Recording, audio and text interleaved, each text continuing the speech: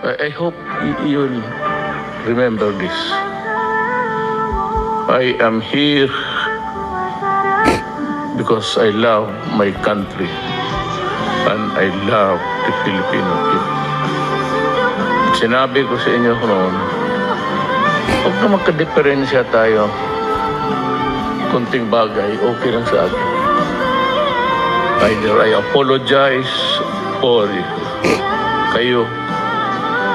Pero sabi ko, wag lang ang bayan. Kasi pag bayan na, wala na tayong pinag-usapan. It's a country. Now, if I do not make it to the finish line at the end of my term, malawak pa yan eh. It's yung swerte ng tao. It's ordained by destiny. And if my destiny says that hanggang dyan lang ako, ba't hingiin ko lang sa inyo ito? Trilyon yan.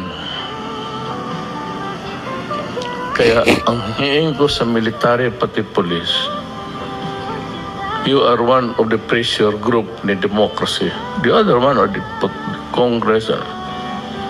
Pero huwag kayong pumayag na hindi ma-recover ng bayan ang ninakaw nila.